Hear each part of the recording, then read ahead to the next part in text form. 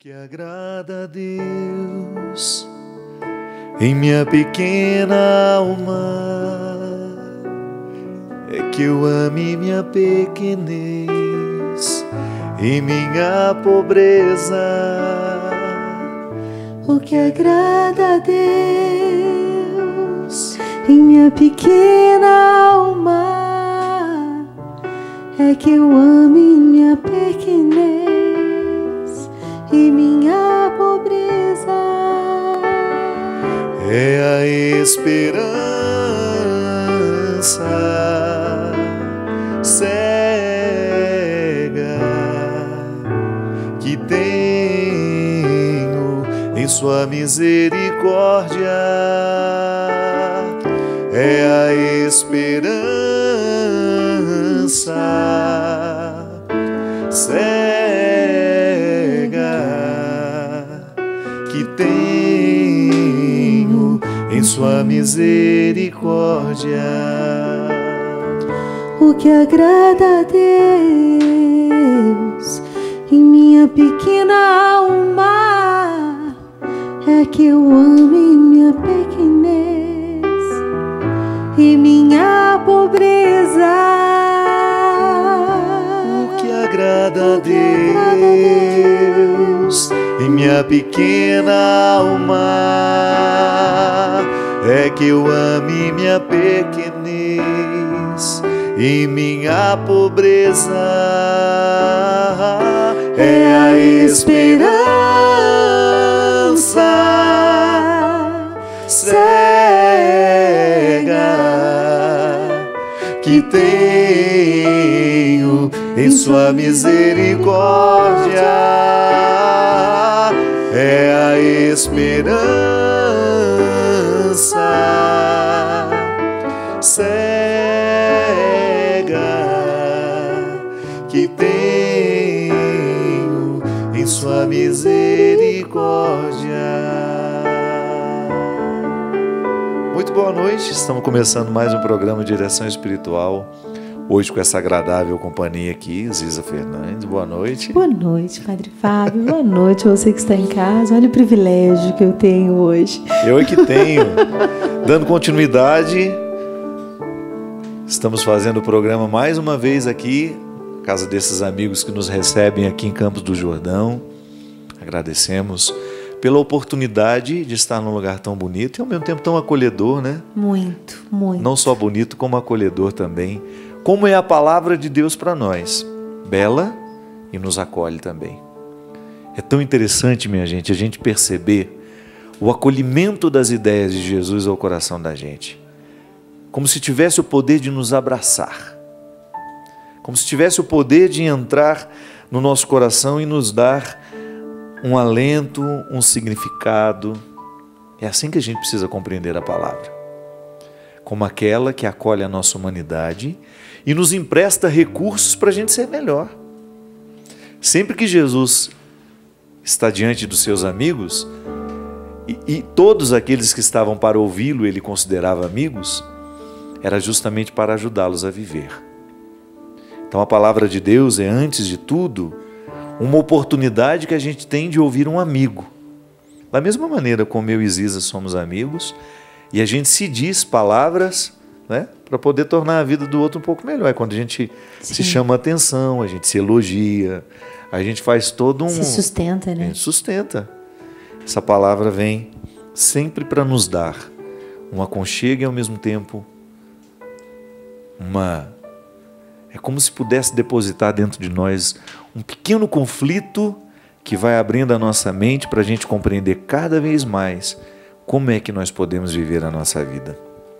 E motivado por essa música tão bonita que a Ziza canta tão lindamente, que hoje eu tive a inspiração de pegar juntamente com ela, a gente falava isso aqui antes, o Senhor nos dizendo, nos falando de maneira tão direta ao coração, nos convidando a viver a simplicidade. O Senhor nos fala, Ele nos diz, Ele nos convida a entrar no difícil contexto da simplicidade. É interessante que ele faz uma sequência. Se você pega aqui nas bem-aventuranças, Jesus já começa a chamar a atenção para a necessidade de buscar uma série de situações práticas. Dentro da bem-aventurança, ele coloca um discurso absolutamente difícil de compreender, porque ele no primeiro momento, parece contraditório. Como é que alguém pode ser feliz sendo pobre, né, Ziza? Como é que alguém pode não ser feliz sendo pobre? Jesus fazia um jogo de palavras que também entrava dentro de conceitos que ele quebrava. Sim. As pessoas pensavam, é verdade, às vezes a gente pensa assim mesmo, só é possível a gente ser feliz se a gente tiver muito. Ele diz que não. Se eu tiver bem-aventurado, tudo que eu quiser, eu vou estar pronto para ser feliz. Não, bem-aventurado é aquele que consegue administrar o não ter. Em paz, né? Em paz. Sem ficar reclamando, chorando. Claro, não é nenhum problema a gente trabalhar para a gente conquistar, para a gente ter. Eu sempre digo isso. É direito seu, com honestidade, com o seu trabalho, você construir a sua casa, você ter o direito ao lazer, estudar, você dá um conforto aos seus filhos, mas não se esqueça de que existe uma riqueza infinitamente superior a tudo aquilo que materialmente a gente pode ter, que é inclusive nos ajudar a significar o que o dinheiro nos deu. Né? Isso é uma riqueza, você falou isso no show, na gravação daquele DVD lindo. Como é que foi a frase? Ser rico? Rico não é aquele que tem muito, mas rico é aquele que precisa de muito pouco para ser feliz. Olha isso. Sendo feliz com pouco, né? É o espírito grato. É a esperança cega que tenho em sua misericórdia. É a esperança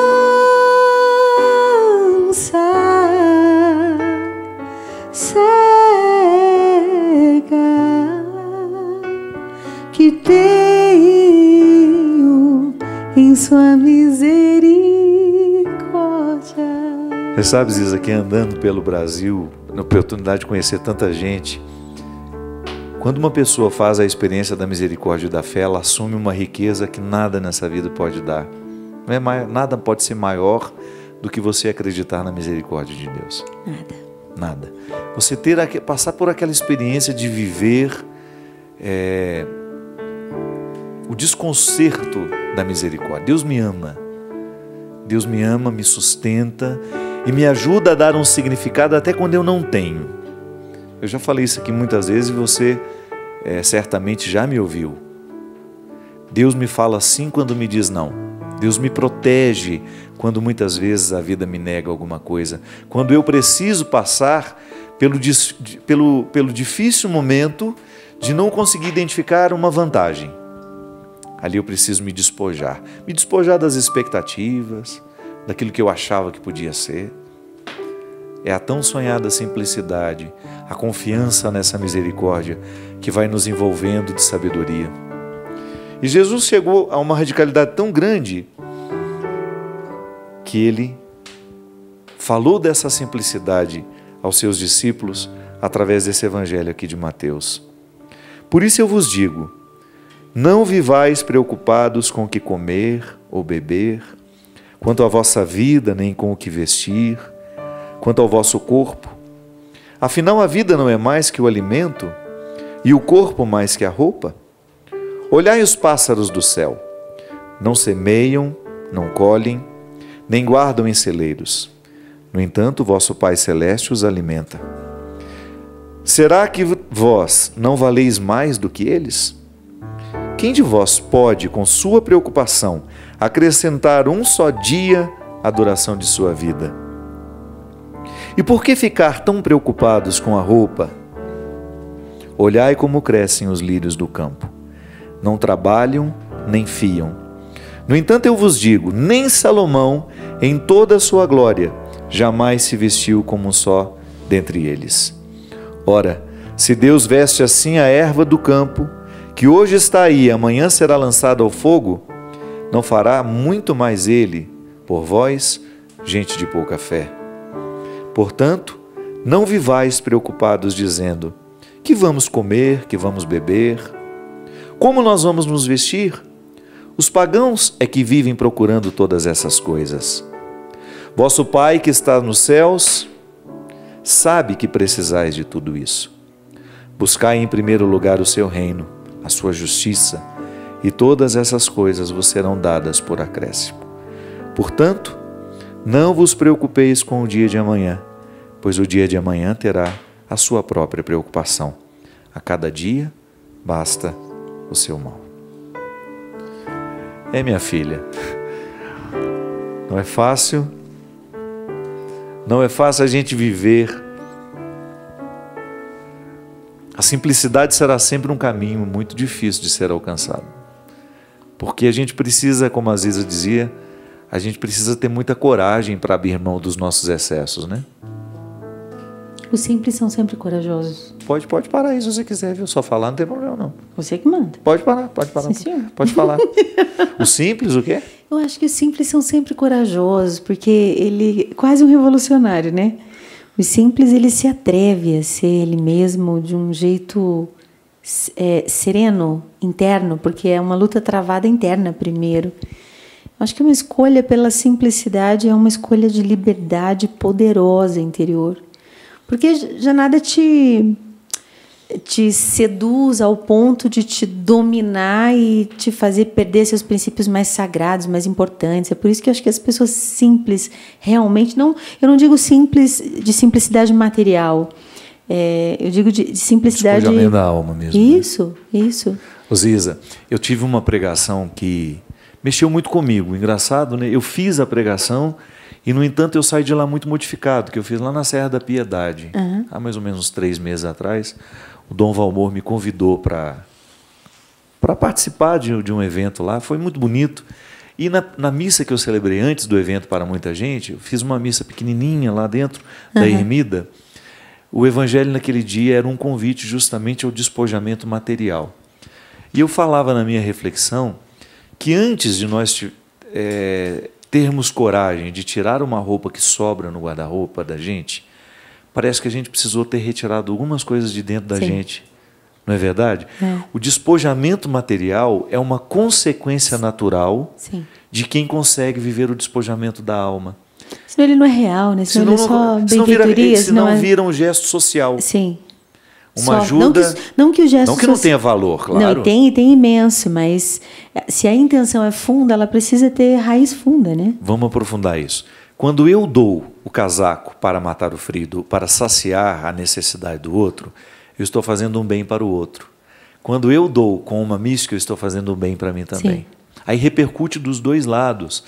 A gente sacia uma necessidade que está fora de nós e, ao mesmo tempo, a gente reforça um crescimento inegável que todo despojamento provoca no ser humano. É que às vezes a gente precisa de uma ação que venha de fora para dentro, até educar o que está dentro. Às vezes eu tenho, sei lá, uma blusa que eu quero dar para alguém. Quando eu vou dar para alguém, eu sinto aquela dorzinha, aquele contorcimento interior. Assim, eu não queria dar. É porque você ainda acha que um dia pode usar, né? Aquelas mentiras que a gente conta. E aquela pergunta, o que significa eu ter isso? Que raiz tem isso? Que valor tem isso? O que é isso? Quem eu seria sem isso? Quem eu me torno sem isso? E é uma pergunta libertadora, né? E é tão bom. Eu acho que a simplicidade é construída de desapegos, assim. E desapegos secretos. É um trabalho tão interior, muito secreto, muito pessoal, muito particular. E é libertador. Eu acho a maior oração de libertação que pode existir é essa, assim, da gente ser livre da gente mesmo, como Santa Teresa dizia, né? Pai, livra-me de mim mesma, porque tem pessoinha pior, não. E você tocou numa pergunta fundamental. Talvez você que nos acompanha em casa já tenha se feito isso. É uma pergunta que a gente não deveria negligenciar. Por que eu tenho isso? O que eu tenho está a serviço de quê? Por que eu preciso ter isso, né? Justamente. Está a serviço de uma necessidade ou isso está a serviço de uma vaidade? Sim. Que não tem fundamento. Às vezes a necessidade ela é alimentada por uma mentira que nós nos contamos uma vida inteira. Por que eu preciso ter essa casa tão grande? Por que eu preciso ter tantos carros? Por que eu preciso ter tanto dinheiro no banco? Ou por que eu preciso precisar, né? Às vezes Por a que gente eu inventa preciso necessidades, precisar? né? E é engraçado que a gente constrói mentiras tão bem elaboradas que você passa 30, 40 anos da sua vida trabalhando para a manutenção daquelas mentiras. Então a gente trabalha muito porque a gente acha que a gente vai precisar de todo aquele dinheiro, que a gente vai precisar de toda aquela estrutura material que a gente criou, quando na verdade, se a gente tivesse sido honestos e responsáveis com essa pergunta, talvez a gente não tivesse desperdiçado tanto tempo na vida, que não é que a gente não teria trabalhado, é que a gente talvez teria trabalhado um pouco menos e apreciado um pouco mais o que a vida nos deu. Às vezes a nossa insegurança, pessoal, às vezes eu tenho percebido isso em mim. Às vezes a nossa insegurança, ela é tão determinante que ela nos escraviza. Eu muitas vezes me percebo escravo das minhas inseguranças. Esse evangelho de hoje ele é muito difícil. Você não se preocupar com o que vai comer amanhã. Você não se preocupar com o que vai vestir. Tem que ter muita liberdade interior e confiança para ser né? capaz de compreender essa palavra, extrair o coração dela e acreditar. Que não é uma irresponsabilidade. Que muita gente poderia falar, mas isso é irresponsável, não é verdade? Ou às vezes, eu não vou ficar preocupado com o que eu vou comer amanhã? Não se trata de viver a irresponsabilidade. A despreocupação não é o desplanejamento. Né? A gente pode planejar, mas não ser dependente de um cumprimento. Mas está livre e à disposição das mudanças que a vida exige, às vezes. Às vezes eu vejo me esforçando tanto para conquistar uma coisa simples que eu queria. Às vezes nem me custava tanto, ou não custava tanto para o fulano que podia fazer para mim. E aí não acontece. E aí tem uma coisa que precisa soltar dentro de mim. Tem um apeguinho que precisa soltar. E nessas horas eu dou um salto dentro de mim. Assim, na hora que solta esse apego, eu acho que a alma se solta, eu acho que a gente dá saltos de maturidade, eu acho que a gente dá saltos de amor, dá saltos de leveza. E você passa a ser muito mais livre, muito mais leve e menos orgulhoso, na verdade, né? Porque você passa a entender e a compreender quando uma pessoa erra ou quando ela se é apegada com uma coisa e a pessoa vai lá e, sei lá, de repente comete uma ação que te prejudica e você precisa soltar aquele erro, soltar aquela... Falando de mágoa mesmo, o que é uma mágoa? Né? É um apego a uma coisa que não foi do jeito que eu queria. Né? Justamente. Não foi do jeito que eu queria, eu fico aquilo anos e anos e anos, eu não peço perdão, fulano tem que pedir primeiro. E também esse é um tipo de peso, né? É um tipo de riqueza negativa, né? É uma pseudo-riqueza, né? Uma falsa riqueza. Peso mesmo, um negócio que é desnecessário de carregar. Aquela pessoa que não teve a simplicidade de deixar o passado ir embora, que retém aquela... Reter mágoas. É um convite, né, que a gente precisa se fazer também. Deus nos convida, mas a gente também precisa se fazer. Vamos lá, vamos viver sem isso? Como é que é viver sem isso? Vamos exercitar a imaginação e lá na frente, como seria se eu soltasse isso agora? Que jeito que eu ia continuar vivendo, né? Você assistiu a Missão? Aquele gravado na Argentina? Isso. Sim, há bastante tempo. Tem uma cena que eu gosto muito, que aquele rapaz que comete um crime, que se impõe um fardo. E o fardo dele é físico, né? Ele se coloca uma penitência de carregar uma coisa enorme nas costas, que ele vai arrastando aquilo ao longo da vida. E, numa maneira de expurgar o pecado, ele então colocou-se esse sacrifício. E aquilo foi muito tempo na vida dele, até o momento em que ele está subindo uma cachoeira, naquele momento de muita dificuldade, e que ele é colocado diante de um limite. Ou ele joga aquele fardo fora, ou ele não consegue chegar até o fim. Senão ele iria cair. Sim. Ele estava sem forças para o próprio corpo, muito mais ainda para um corpo era uma espécie de uma mochila enorme que ele carregava, um monte de tralha pesada, que era uma maneira que ele tinha publicamente de demonstrar que era um pecador. E é muito bonita a cena, porque alguém olha para ele e fala, meu amigo, ou você joga isso fora, ou você não chega até o fim. Meu Deus. E a cena é lindíssima, porque ele vai tendo coragem de soltar o fardo das costas, e aí ele olha para baixo, aquilo caindo, aí ele se agarra na pedra e chora como se fosse um menino mesmo que tivesse conseguido viver uma libertação. Ou melhor, como tivesse recebido uma consciência nova, enfim. É o que acontece com a gente toda vez que nós temos coragem de julgar fora os excessos que nos impedem chegar ao alto da montanha. Às vezes eu fico vendo, Ziza, que na vida espiritual muitas pessoas não crescem por causa justamente da coragem de sondar as questões humanas que pesam. Porque às vezes nós queremos tratar as questões espirituais sem tocar as questões humanas. Ah, não tem jeito. Eu quero ficar mais santo sem deixar de ser ciumento, não tem jeito. Não é verdade? Uhum. Eu quero ficar mais próximo de Deus, eu quero ter uma alma mais pura, mas eu não quero abrir mão das mágoas, das picuinhas que eu cultivo no meu dia a dia, com meu irmão tal, com minha esposa, com meu esposo. A gente vai criando uma teia extremamente desfavorável à vida espiritual da gente, depois a gente quer ser espiritualizado. A vida espiritual é feita desse fio que vai tecendo uma tela imensa de humanidade, né?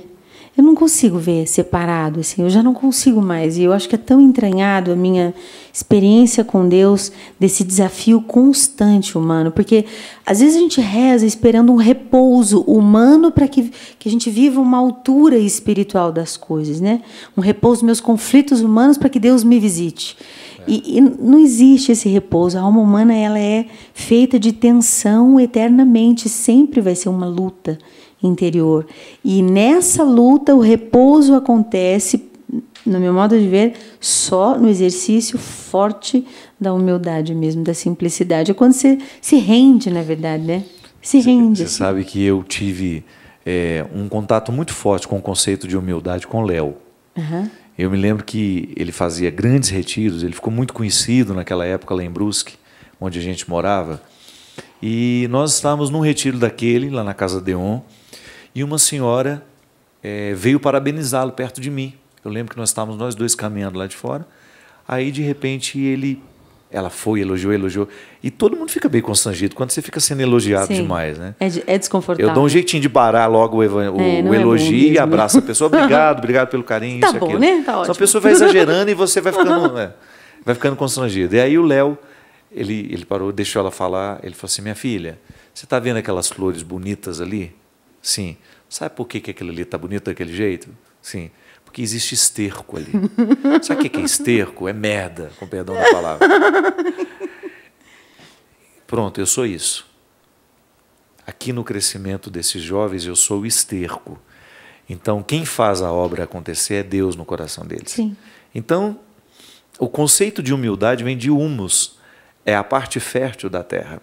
E é aquilo que a gente não vê. O que está crescendo sobre a terra é o resultado do humus, da fertilidade do humus. Olha como isso é interessante. Quando eu abro o meu coração para a possibilidade de ser humus, eu estou aceitando a condição de bastidor. Se por acaso há uma projeção de tudo aquilo que eu faço, mas o primeiro passo da realização humana é na dimensão dos seus bastidores. Você é pública, você tem um trabalho. Você não é praça, mas você é pública. Você tem uma vida, você é uma pessoa conhecida e você sabe muito bem o que eu estou falando. Sim. Se a gente não tem uma coerência na nossa vida pessoal, naquela vida que as pessoas que cuidam de nós enxergam, a gente não se sente confortável em cima do palco. Não. Falando o que a gente fala, cantando o que a gente canta, porque há ali uma consciente, uma desconexão entre a palavra que a gente... né? Deus me livre. Deus me livre. O humus é essa realidade que nos planta em nossa casa.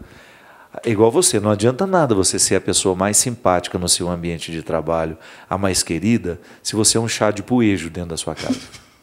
Já tomou chá de poejo, Ziza? Não, graças a Deus. É o pior chá que existe na vida. É o pior chá que existe na face da terra, é o chá de poejo. Há pessoas que têm essa facilidade de serem simpaticíssimas, queridas, onde vão, com as pessoas, né, que encontram. Depois chega em casa e é aquele chá de poejo. Porque não compreenderam que o primeiro lugar da realização humana é o humus. É o lugar onde a gente vive essa humildade de ser apenas mais um no meio do grupo e a gente sobreviver sendo mais um. E ter a capacidade de não ser o centro, né? Sair do centro. O centro da conversa, o centro do assunto, o centro da atenção. E deixa o outro existir. Fica na tua um tempinho, se exercita nisso. É um exercício, né? De vez em quando aceite ser coadjuvante. Esquecido. Nossa Senhora, como isso faz bem. Quando a gente descobre... O primeiro sabor é amargo, mas depois adoça. Você cresce. É repouso, né? Você já foi muito esquecida? E é importante, né? Eu acho bem importante assim, que a gente não se sinta em um lugar onde a gente obriga indiretamente, inconscientemente, as pessoas a nos amarem e darem pra gente o que eles não querem dar.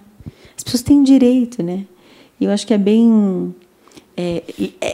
eu acho que é uma atitude de liberdade, de soltura que a gente se dá e que só a gente se dando, a gente dá para os outros também. Essa possibilidade de fica no teu canto que não é ofensa. Isso mesmo. Tem um e-mail aqui de uma pessoa que eu achei interessante porque ela faz uma interrogação. Ô Ziza, existe limite para a paciência? Depende, para perder? Para você ter paciência com alguém numa mudança, num projeto de vida a dois. O que você acha? Depende do tamanho do amor. Eu acho que a paciência é movida a amor. Depende até onde você consegue amar, até onde você vai amando. Porque eu acho que pelo menos a régua da minha paciência é o tanto que eu amo e que peso tem aquela pessoa na minha vida. Algumas pessoas, com elas eu me silencio e digo, com essa pessoa eu não vou... porque sempre com a ignorância a gente perde a briga, né? A ignorância sempre ganha. Não, então, mas então olha que interessante a questão. Ela fala, padre, eu gosto de uma pessoa, ela não quer ser identificada, e que essa pessoa tem um passado muito destruído em relação a namoros. Então ela sabe que já faz parte da estrutura dessa pessoa a dificuldade de amar. Porque se ela tem um histórico difícil, porque alguma coisa ela já identificou, então que não está muito bem. Por outro lado, eu a amo e gostaria muito de insistir neste namoro. Penso que talvez ele nunca tenha sido amado da maneira certa, mas ao mesmo tempo eu fico pensando, é errado eu me acostumar aos defeitos dele, sabendo que ele erra comigo muitas vezes e continuar a persistir nessa ajuda e querê-lo ao meu lado? Ajudar alguém tem que ter, na minha opinião, é claro, tem que ter sempre a soma da pessoa querer ser ajudada. E uma paciência sem limite e sem, eu acho que é uma conexão real e equilibrada de amor é doentia. E às vezes pode estar a serviço, pode ser que a sua insistência esteja a serviço também dos seus problemas. Isso. Porque às vezes você insiste por também administrar uma carência afetiva que está lhe prejudicando a também ter a própria coragem de romper. Porque o amor, quando ele é verdadeiro, ele nos permite o rompimento. Pode parecer estranho isso. Porque o amor não é só o que você oferece ao outro, é também o que você tem por você. E se permitir receber também. Claro. Porque às vezes a gente tem paciência, no fundo a gente mente pra gente mesmo, que a gente não está se orgulhando de ser paciente, mas no fundo a gente tem um ganho secundário. Exatamente. Um ganho secundário de se dizer a si mesmo, nossa, como eu sou bom, olha como eu sou paciente. Como eu sou boazinha. Olha até onde eu amo. E aí o tempo passa e aí essa espera amarga e um dia o outro vai levar de volta a cobrancinha, né? A conta chega. Conhece a música do Gilberto Gil, Cada Coisa em Seu Lugar? Não. Preciso refrear um pouco meu desejo de ajudar. Bondade pode ser o vício. Eita. Bondade pode ser um vício. Porque às vezes você vai vivendo um processo tão desgastante com o outro que você já não consegue perceber essa vaidade que você está vivendo de ser sempre a parte da história que perdoa, que reconcilia. Coitadinho, né? Coitadinho. Olha para mim. Amor equilibrado, padre. Eu acredito que o amor precisa de equilíbrio e precisa ter essa, às vezes, essa busca pela maturidade desse equilíbrio, né? E às vezes esse posicionamento dela aqui, ela o retira da possibilidade de crescer. Acomoda. Acomoda. Às vezes o nosso amor, ele acomoda o outro. Amor tem que passar pela exigência. Eu não posso dizer, eu amo a Ziza e me acostumo com os defeitos dela, eu estou desprotegendo a Ziza. Como se tudo fosse perfeitinho, fosse fácil amar. Isso não existe. Não, é uma escolha. O amigo precisa conflituar aquilo que no outro eu identifico que é desfavorável a ela. Imagina uma relação a dois, minha filha. Você jamais pode se acostumar com os defeitos do outro. Você pode, essa paciência tem que ser consciente. Mas essa paciência não pode lhe privar de colocar numa luta para a superação do outro lado. Ele precisa superar. Então, se por acaso você identifica que ele tem dificuldades afetivas pela própria história que viveu, de repente ele não foi amado como ele poderia ser, veja bem, você não pode ser a redentora dele. Você não pode carregar esse peso nas costas. Uma vez eu escutei uma coisa tão interessante, que a maior cura para um trauma de uma falta que eu tenha vivido na minha vida, a melhor possibilidade de cura que eu posso viver é oferecer a alguém aquilo que eu nunca recebi. Porque às vezes a gente se apoia nessa muleta de que eu não recebi, então eu não tenho para dar.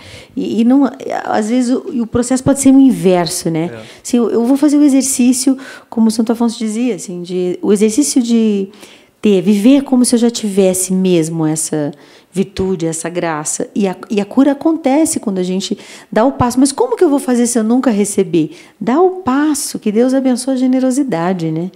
Eu acho que Deus ele é rico demais nessa possibilidade que Ele nos dá de ser criativos com os traumas que a gente tem não tem que ficar vivendo sobre desculpas, mas saber que nesses buracos da alma existem muitas possibilidades de transformação, né? E não uma espera de preenchimento. Então a gente vive meio carentinho, assim, né? E eu posso sair de mim e mudar isso. E não ficar esperando emocionalmente que todos os meus anseios e minhas faltas sejam supridas para que eu possa amar alguém. É o inverso, né? É o inverso, assim. Eu acredito nesse evangelho do dar antes de receber. E mesmo porque quando eu tenho uma história difícil, eu tenho duas possibilidades. A primeira, eu vou reproduzir a história difícil na vida de quem estiver ao meu lado, ou eu vou fazer a correção disso. Isso a gente vê muito no exercício da paternidade, da maternidade. Aqueles pais que sabem, nossa, meu pai foi tão duro comigo, então eu vou descontar tudo isso nos meus filhos, eu vou ser com eles também. E de repente você percebe que a dureza que seu pai teve com você, ela foi excessiva. Então você corrige com seus filhos. Você vai ser um duro na medida certa. Sim. Você vai fazer exigências justas. Você não vai exceder. Então, meu pai foi agressivo fisicamente comigo. Aí a pessoa vai descer a lenha também nos filhos, vai ser agressivo.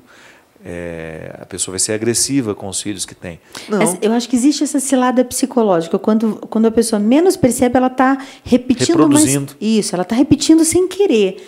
Por isso que eu acho que o exercício da consciência, do conscientizar-se constantemente de seus atos é extremamente importante. É um exercício diário. Porque senão a gente cai nisso e não tem a oportunidade de mudar o rumo da vida, mudar a tendência da família, mudar o rumo da história familiar. Porque a gente não é condicionado. Eu não sou condicionada ao que eu vivi. Eu sou influenciada, mas não condicionada. O condicionamento é uma realidade muito triste, né? E é o que você está falando, as estatísticas, por exemplo, de pessoas agredidos tornam-se agressores. Não precisa ser assim, né? Não precisa. Não precisa, é preciso esforço, pode mudar. Né, padre? Muita oração. Acho que precisa de esforço, contar com a graça de Deus, mas ter consciência de que é muito possível que seja diferente. Então, minha filha, o que você precisa fazer? Primeiro, coloca na mesa se o amor que você está amando é de fato fruto de um valor ou se ele é fruto de uma necessidade. Eu sei que pode parecer difícil de entender, mas a própria experiência prática nos revela. Se eu estou amando por um valor, eu não vou ficar anotando no caderninho o que eu faço pelo outro. Não é? Agora, se eu amo lista por das minhas bondades. se eu amo por necessidade, você vai fazer aquela cara. Tá bom, pode me deixar aqui, eu sei que você não tem disposição para isso. Você vai fazer o carentinho. Drama. É o eterno carentinho, você falou tudo. Vontade de espirrar, gente. Parece que daqui a pouco eu vou espirrar. O carentinho, ele sempre tem a listinha de tudo que ele já fez. Nossa, você não sabe quanto sacrifício eu fiz para vir aqui hoje, participar do seu programa. E fica falando várias vezes. O carentinho, ele é exímio em contas, né? Ele faz a conta de tudo que ele fez muito rápido. Então, é assim, descobre, tenha coragem de reconhecer que você ama por necessidade. É um caso perdido? Não, tem cura. A verdade, né, Padre? Jesus fala, a verdade nos liberta. A partir do momento que eu tomo consciência que a minha amizade com a Aziza está muito mais ligada às necessidades que eu tenho dela do que ao valor em si, eu posso corrigir isso. Eu vou procurar ser mais gratuito e, ao mesmo tempo, eu vou começar a identificar o que é excessivo no meu trato com a Aziza. Então, se o seu namorado está aí, se você o exime de toda e qualquer responsabilidade de fazer uma mudança, você não está sendo correta com ele nem com você. Acho que essa vida é curta demais e às vezes a gente perde muito tempo para a gente tomar consciência das coisas e depois não dá tempo de mudar mais. Já estamos cruzando o cabo da Boa Esperança, já estamos com os defeitos ainda mais acentuados, porque isso é uma verdade, né? Eles vão ficando treinados. Vão. Né? Se você não lida com honestidade com os defeitos da juventude, esqueça, eles na velhice estarão muito pior. Bem piores. É o que na psicologia a gente chama de cristalização, sabe? Sabe o que é cristalizar? O que é uma fruta cristalizada? É uma fruta que foi ressecada e coberta com uma proteção de açúcar. Aquela casca de açúcar, ela fica dura, ela cria uma estrutura difícil de ser quebrada. Uma maçã do amor, por exemplo, quantas pessoas já quebraram os dentes mordendo uma maçã do amor? É uma fruta cristalizada. Criou-se uma casca de proteção. Então, nós muitas vezes fazemos isso com os nossos defeitos. A gente se acostuma com eles, não faz o exercício diário de quebrar o poder deles sobre nós, e daqui a pouco eles estão cristalizados na nossa personalidade. Acho que para mim é sempre uma frase extremamente importante de dizer: você tem razão. Quando alguém me diz alguma coisa, me exercitar de ouvir aquela pessoa e pensar, essa pessoa está certa, eu preciso dizer para ela, você tem razão, eu preciso melhorar nisso. E isso me gera um movimento na alma modificador. Sempre modificador. E de reconhecer, nem tudo está em mim, tem muito que me pertence, que está nos outros, e eu preciso ouvir.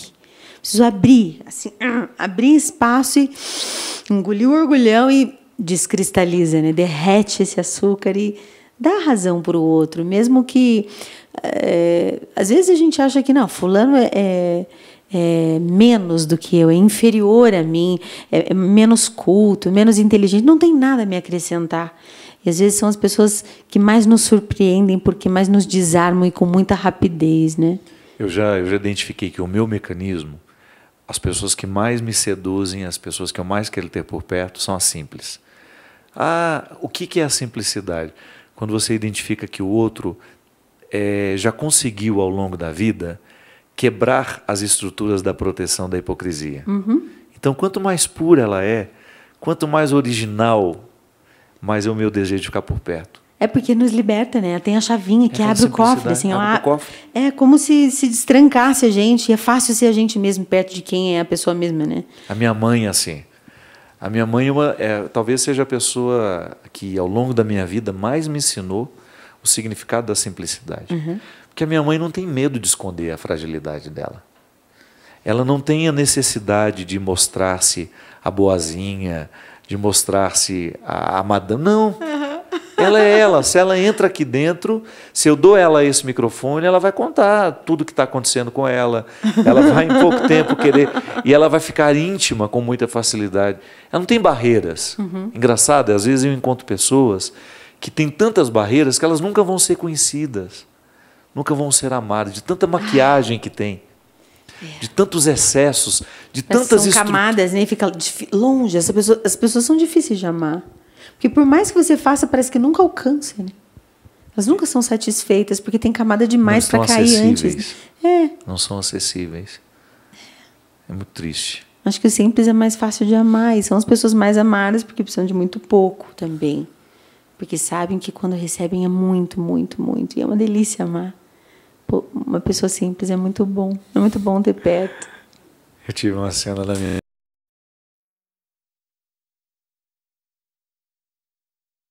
É muito corajoso mesmo ser simples. E ao mesmo tempo é muito rico ser simples. Porque você permite que o outro esteja ao seu lado, tenha prazer de estar ao seu lado primeiro, né?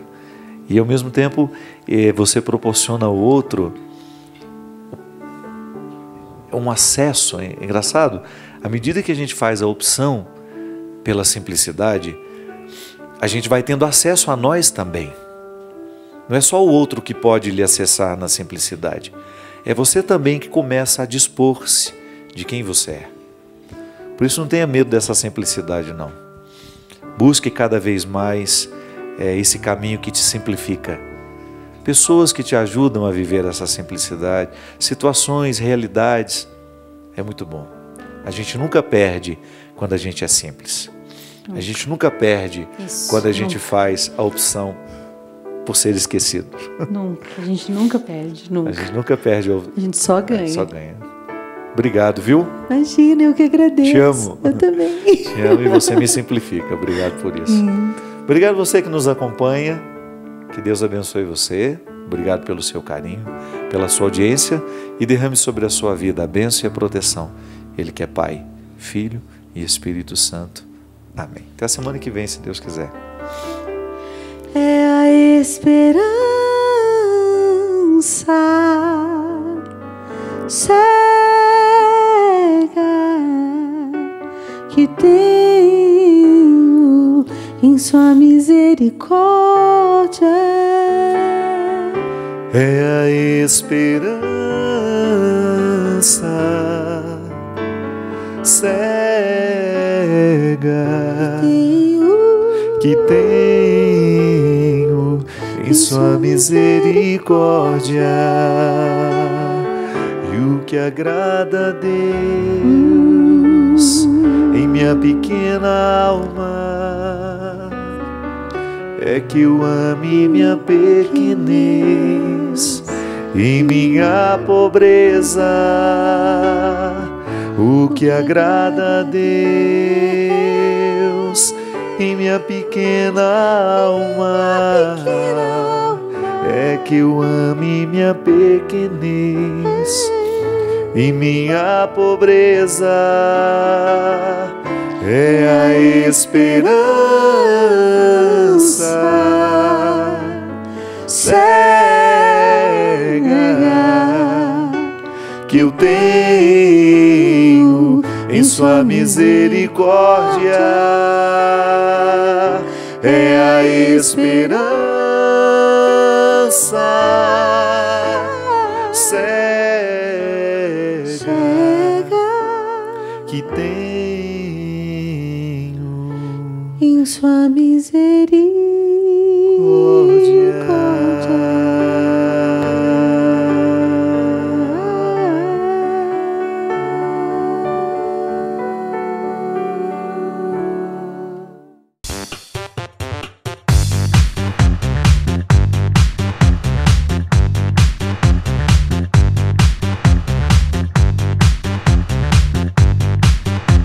CançãoNovaPlay.com. Assine já!